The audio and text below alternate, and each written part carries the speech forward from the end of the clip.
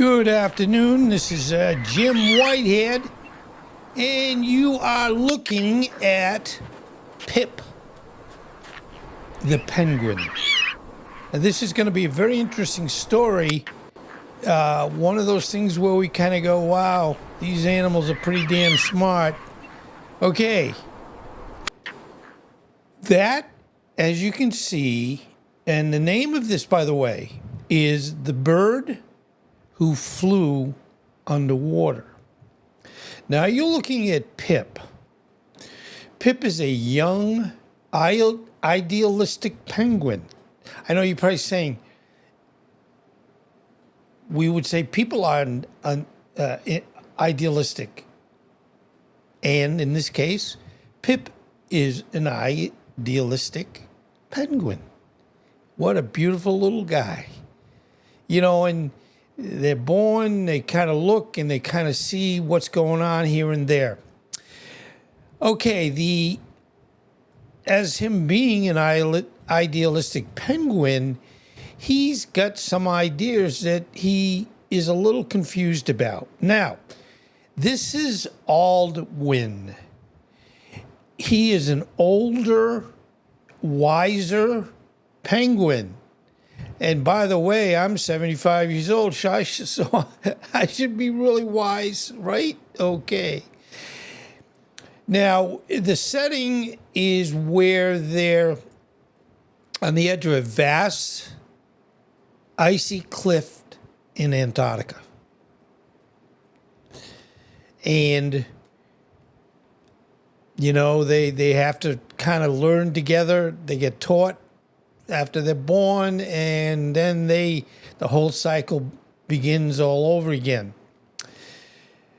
To get the setting, the wind is howling below, the deep blue sea churns, but this is their home, so they say, this is what we like. Okay, a line of penguins. Yeah, there's a whole group here, and you can see they're lining up here, and they're heading to wherever they need to go. So they're shuffling toward the edge of a cliff. They move awkwardly, a comical procession of black and white. If black and white, we used to watch black and white TV, right? Okay, Pip waddles next to Aldwin, craning his neck upwards as a skule, a large seabird, soars effortlessly above them, riding the wind currents.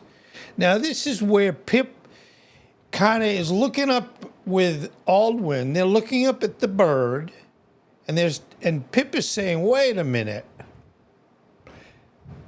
I have what looks like wings. He wouldn't particularly know whether they're wings or not. But he's looking at this bird and he's saying, wait a minute, this bird has wings like me. And he's flying, and I'm not. So what's interesting, you know, Pip kind of sighs, look at that, Aldwin, to be born with wings and to use them, to feel the wind lift you higher than any mountain. What must that be? What must that be like? Understand, good question. We all wanted to fly. Aldwin watches the skew with a calm, steady gaze. He doesn't look up because he already knows what's there. Aldwin, it is not our way.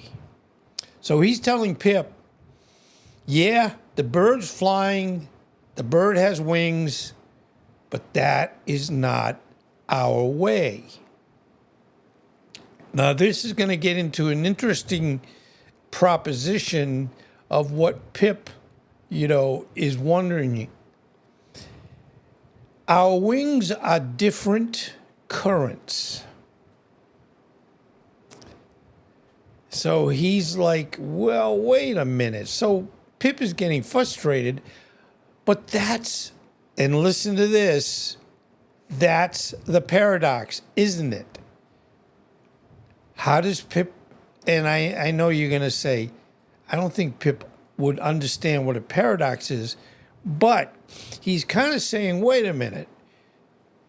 Birds have wings. We have wings. Why am I not flying? Very good question. So it's kind of like in his mind, it's a paradox. I have wings, but I can't fly. The bird has wings and it can fly. So it's saying, this is not fair. Something is skewed here. Anyway, we are birds. Feathers, beaks, wings, all the parts are here. Yet we are bound to the ice. Now, Pip says, I don't like this. This is not fair. So he goes over to and I know we all probably hit something and go, oh, that wasn't the smart thing to do. We are birds who have forgotten how to fly. A cruel joke from nature. Now, again, this is Pip learning and just not understanding the reality of what penguins do and what birds do. But there's a good point of where this is going. Anyway, he shuffles over and he kicks a piece of ice, which is one of those things where we all have probably heard ourselves and said, that was kind of stupid. It doesn't help us, but do we feel a little bit better? I don't know. I'm not sure on that. Aldwin, he chuckles softly, forgotten? No. We just remember something deeper. So here's the wise one, kind of like saying, Pip, let me tell you the way it is and the way it should be, and you will find that this is a wonderful aspect of what we can do. The sky is vast. This is again Aldwin. It's true, but it is also empty. Good point. Aldwin reaches the very edge of the cliff. He looks down at the turbulent, dark water that he's done many, many, many times. The land gives us our family. The sea gives us our food. But the sky gives us nothing but a cold shadow. Good point. I mean, if I was a penguin, I'd be going, yeah, gee, I'm getting this now. You see a cage, Pip. I see a choice. So, again, saying you are thinking because you can't fly in the sky that you're being restricted, and they're using a cage as an example. Pip, I see a choice. Without another word, Aldwin tucks his wings, leans forward, and plummets from the cliff into the water. Pip rushes to the edge, terrified.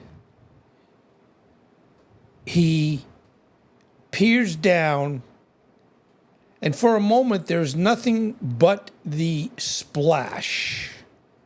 Then a shape emerges from the depths. It's Aldwin. But he's transformed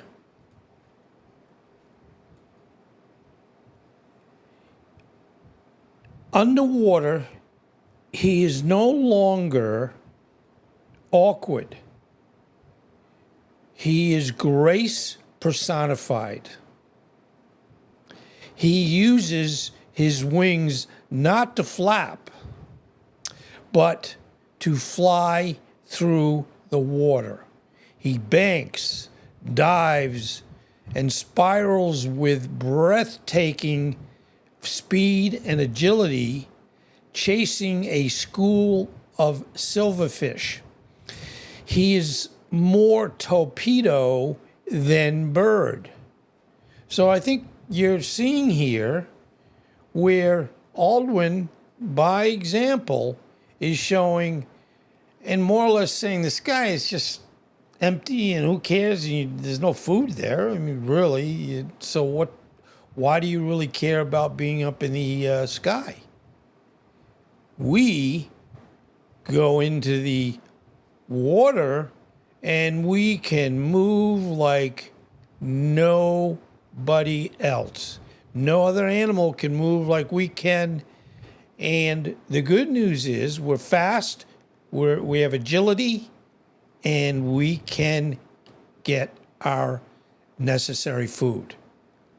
So Pip is kind of saying, hey, this isn't as bad as I thought. Pip stares mesmerized. He looks at his own stubby wings, then back at the sea, where Aldwin soars through the liquid blue. Pip says to himself, a whisper of understanding, oh, we didn't forget. So he's saying, we didn't forget how to fly because we're not geared for that. We're not made for that. And there is no benefit to it. But the fact of what we have, as one might call wings or flippers, we can wonderfully travel through the water, turning quickly and going quickly where they need to go, and also to get food. All right, so Pip is saying, hey, I'm kind of getting this now. God bless him. He is now on that same cliff, and he says, I'm going to maybe try this out. He looks up one last time at the empty sky, then down at the vibrant living sea. He is, as you see, figuring it out. The sky is empty. The sea is not. So he's going to finally learn the best thing for him in this life. He takes a deep breath, tucks his wings, and jumps. A young idealistic penguin. Here is a character monologue for Pip. He's like saying, hey, this is wonderful. This is absolutely wonderful.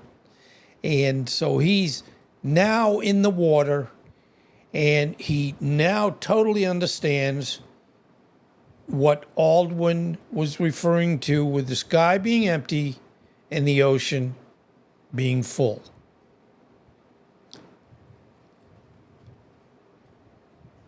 Anyway, Pip stands apart from the huddle of the other penguins, looking up at the vast twilight sky where the first stars are beginning to appear.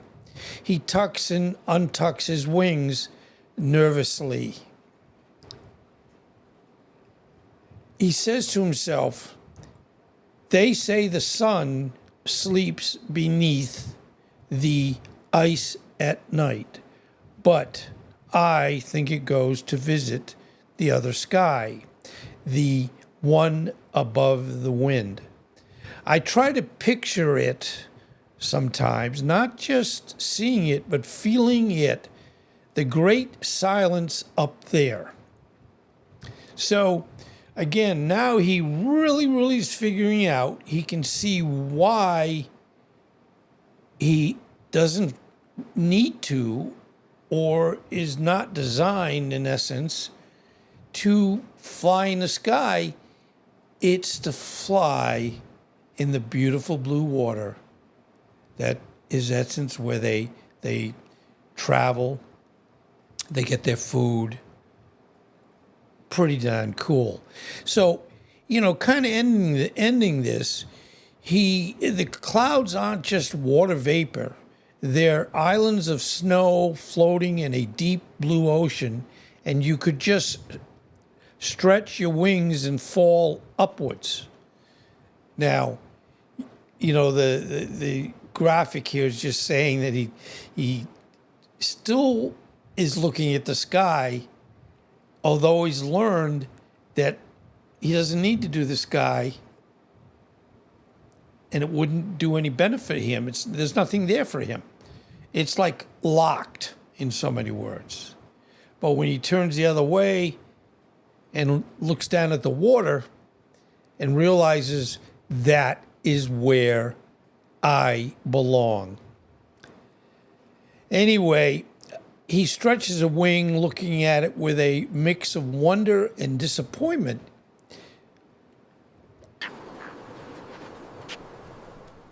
And then I look at these. They feel like a promise that was never kept, like a book written in a language we can no longer read. What a strange, sad thing to be given the shape of a key for a lock that doesn't exist. I guess, God bless him, he's pretty smart.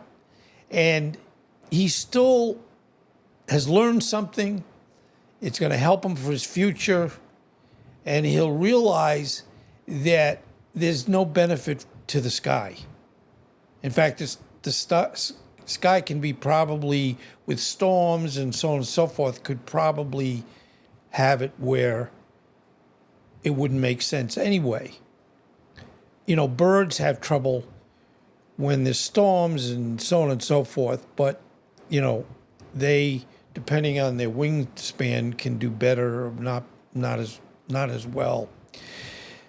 The elders just say, as Aldwin is again stressing to Pip, this is the way it is. They shuffle and huddle and look at their feet. But how can you look at your feet when all that is right there? He looks back at the sky, determined hope in his eyes. Maybe the lock is just hidden. Maybe the key fits something else. And the key that he's just really learned is to the sea. The sea is where he has a key to open up and to basically enjoy being in the ocean, swimming quickly, fast, turning. I mean, they probably play with each other. The ice, I don't know, but I know these wings were meant for more than just balance and a bit of warmth. They were meant for the water. I am going to find ours. And he's still, again, even though he's learned a lot, and he realizes that he's not going to be going to the sky is locked to what he would like to do with the sky.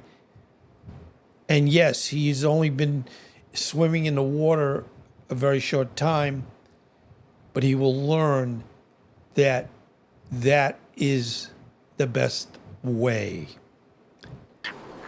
Anyway, I love these penguins, and you certainly get into hoping And with climate change, there's a lot of aspects of decisions and discussions of what has gone with Antarctica and the ice melting and so on and so forth. And so, I mean, the goal here, hopefully in life, is that we realize what's very important to us and try to take care of it. So thank you. I hope you enjoyed watching Pip learn. The Master Aldwin showing Pip the way it is. So, again, God bless them, and we wish them. By the way, honestly, I pray every night for every animal in the world. So, Pip, I've prayed for you. Aldwin, I've prayed for you. So be safe and enjoy your newfound experiences. Thanks again.